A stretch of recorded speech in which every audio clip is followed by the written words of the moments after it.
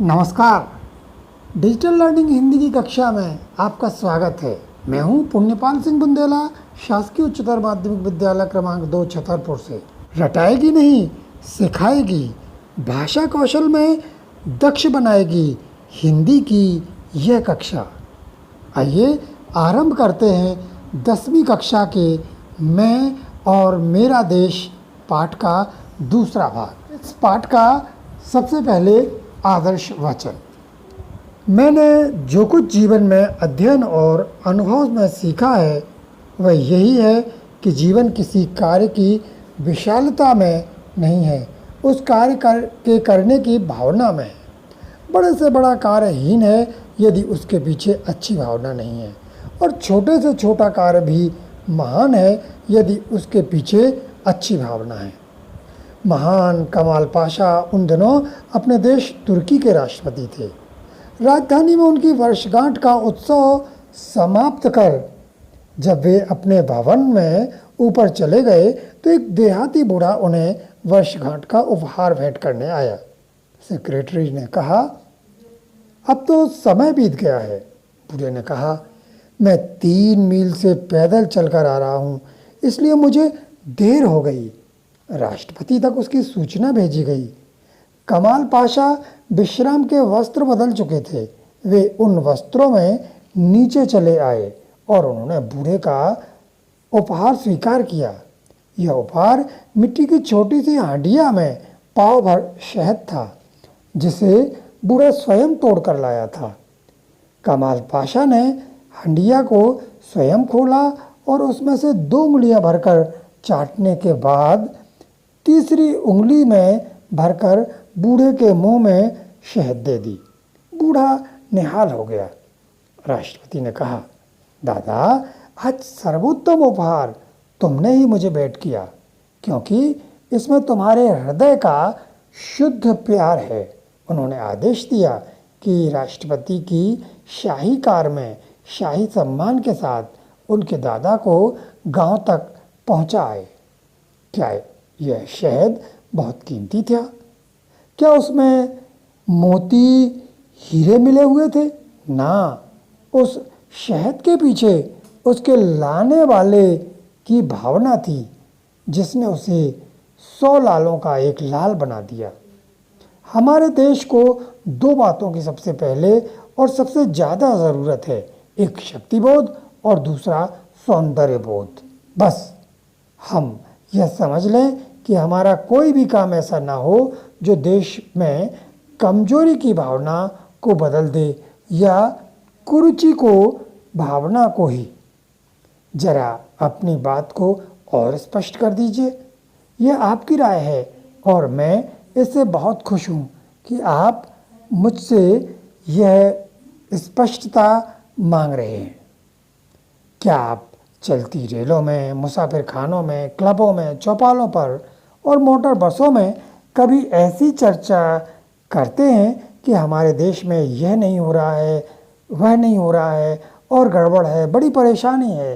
साथ ही उन स्थानों में या किसी तरह के दूसरे स्थानों में आप कभी अपने देश के साथ दूसरे देशों की तुलना करते हैं और उस तुलना में अपने देश को हीन और दूसरे देश को श्रेष्ठ सिद्ध किया जाता है?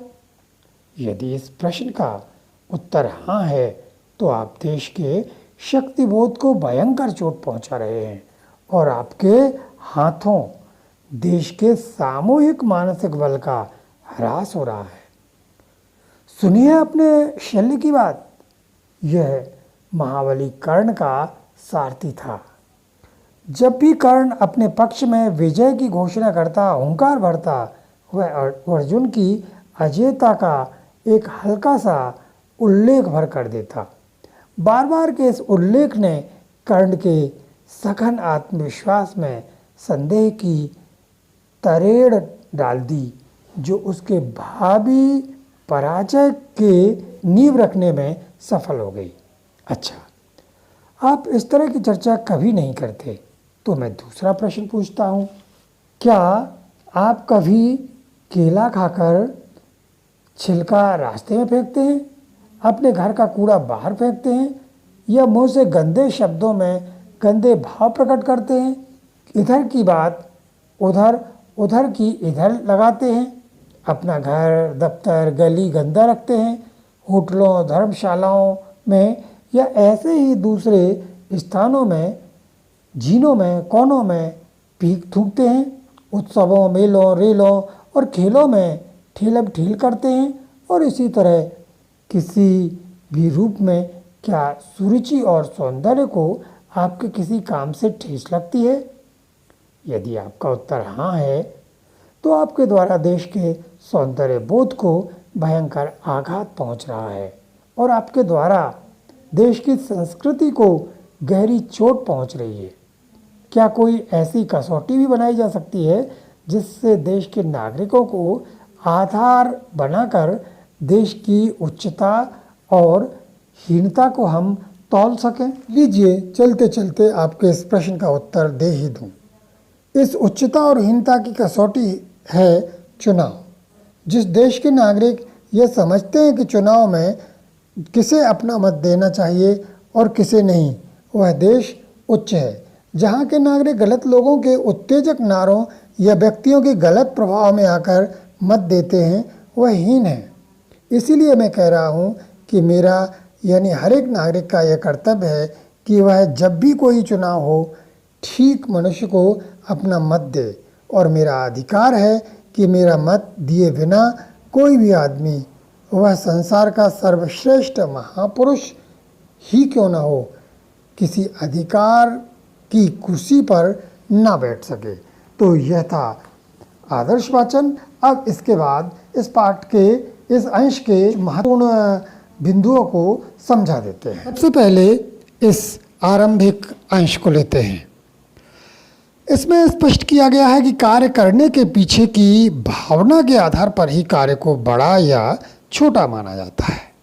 छोटे से छोटा कार्य भी बड़ा है यदि उसके पीछे अच्छी भावना है। इसके विपरीत बड़े से बड़ा कार्य हीन है यदि उसके पीछे बुरी भावना है।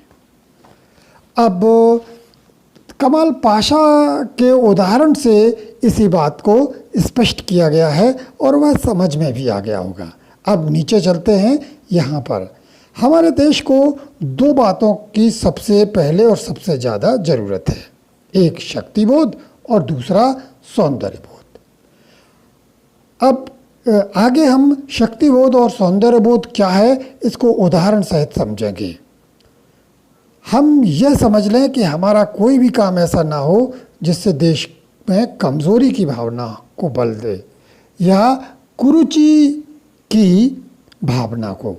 शक्तिबोध अगर कम है तो कमज़ोरी आएगी, सौंदर्यबोध का अभाव है तो कुरुचि आएगी।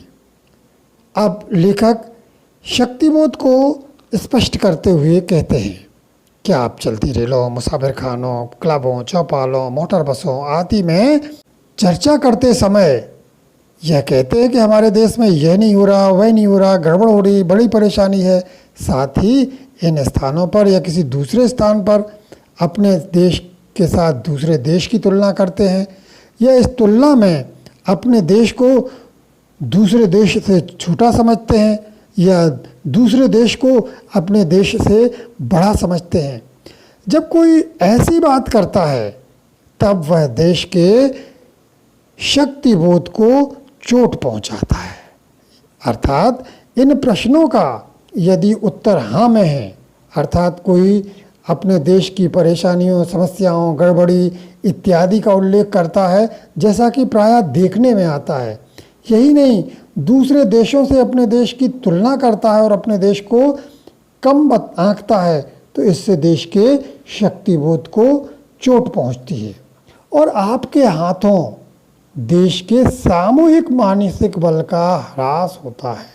सामूहिक मानसिक बल का यानी जो मानसिक शक्ति है, मन की भावना है, वह सामूहिक रूप से कमज़ोर होती है। देश के लोगों के अंदर अपने देश के प्रति कमजोरी का भाव पैदा होता है और यह शक्तिबोध की कमी देश के लिए घातक है। अब शल्य के उदाहरण से वो स्पष्ट करते हैं, जो कर्ण का महारथी है, उसने बार बार अर्जुन की तारीफ करके महारथी कर्ण को भी पराजय की कगार पर ला छोड़ा था। अब सौंदर्य बोध को भी लेखक उदाहरणों से ही स्पष्ट करते हैं।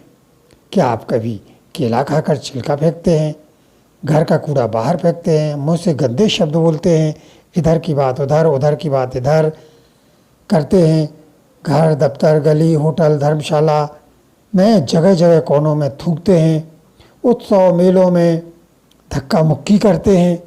यदि ऐसा करते हैं, इसका उत्तर यदि हाँ में है, तो आप देश की सुरुचि या सौंदर्य बोध को चोट पहुंचा रहे हैं। और जब देश की सुरुचि या सौंदर्य बोध को चोट पहुंचाई जाती है, तो इससे आपके द्वारा देश की संस्कृति को गहरी चोट पहुंचती है। अर्थात देश के सौंदर्य को या देश के सुरुचि बोध को जब चोट पहुंचती है, तो बाहर के लोग देखते हैं तो वो उनकी समझ में ये आता है कि ये लोग कितने गंदे हैं, इनकी संस्कृति कितनी गंदी है, इनमें सुरुचि की भावना नहीं है। तो इस तरह से हम सौंदर्य बोध की भावना से जब पीछे हटते हैं तो हमारी संस्कृति कमज़ोर होती है। अब लेखक कहते हैं कि क्या कोई ऐसी कसौटी नहीं है जिससे देश के नागरिकों के माध्यम से देश की उच्चता या निम्नता के बारे में परखा जाए? तो इसके लिए उन्होंने एक कसौटी दी है। कसौटी का अर्थ है किसी बात की परीक्षा करने वाली वस्तु या परीक्षा करने का पैमाना। तो उन्होंने देश की उच्चता या निम्नता का पैमाना बताया है चुनाव को। जिस देश के नागरिक यह समझते हैं कि चुनाव में किसे अपना मत देना चाहिए, किसे नहीं देना चाहिए, वह देश उच्च है। जहाँ के नागरिक गलत लोगों के उत्तेजक नारों या व्यक्तियों के गलत प्रभाव में आकर मत देते हैं, वह देश हीन है। तो लेखक का मानना यही है कि प्रत्येक का नागरिक का कर्तव्य है कि चुनाव में प्रत्येक मनुष्य अपना मत दे और उसका अधिकार सही ढंग से करे। तो इस तरह से यह पाठ हो गया। अब इसके बाद कुछ शब्दों का उच्चारण अभ्यास करते हैं। पहला शब्द है सर्वश्रेष्ठ। सर्वश्रेष्ठ। अगला शब्द महापुरुष। महापुरुष। अध्ययन। अध्ययन। शहद। शहद। शक्तिबोध। शक्तिबोध। सौंदर्यबोध। सौंदर्यबोध। और अंतिम शब्द विश्वास। विश्वास। तो ये थे कुछ शब्द जिनका उच्चारण अभ्यास देखा। अब बोध प्रश्न जिनके द्वारा हम इनकी तैयारी करेंगे। पहला प्रश्न है, देहाती बूढ़ा कमाल पाशा के पास क्यों गया था? दूसरा प्रश्न, बूढ़े किसान ने राष्ट्रपति को कौन सा उपहार दिया? अगला प्रश्न, लेखक के अनुसार हमारे देश को किन दो बातों की सर्वाधिक आवश्यकता है? अगला प्रश्न, देश के सामूहिक मानसिक बल का ह्रास कैसे हो रहा है? अगला प्रश्न, देश के शक्तिबोध को चोट कैसे पहुंचती है? अगला प्रश्न, देश के सौंदर्य बोध को आघात लगता है तो संस्कृति को गहरी चोट लगती है। इस कथन की विवेचना कीजिए। और अंतिम प्रश्न है, देश के लाभ और सम्मान के लिए नागरिकों के कर्तव्यों का वर्णन कीजिए। तो इस प्रकार से यह प्रश्न हुए। अब इन पुनरावृत्ति प्रश्नों के उत्तर आपसे अवश्य ही बनेंगे। इसके बाद आपको पुनः अनुकरण वाचन करना है। जिन प्रश्नों के उत्तर आपसे नहीं बनते, अनुकरण वाचन में वो स्पष्ट हो जाएंगे। यदि फिर भी नहीं बनते तो आप उन प्रश्नों के संबंध में पूछ सकते हैं। तो इस तरह से यह पाठ यही समाप्त होता है। अगले पाठ के साथ मैं पुनः उपस्थित होऊंगा। जय हिंद।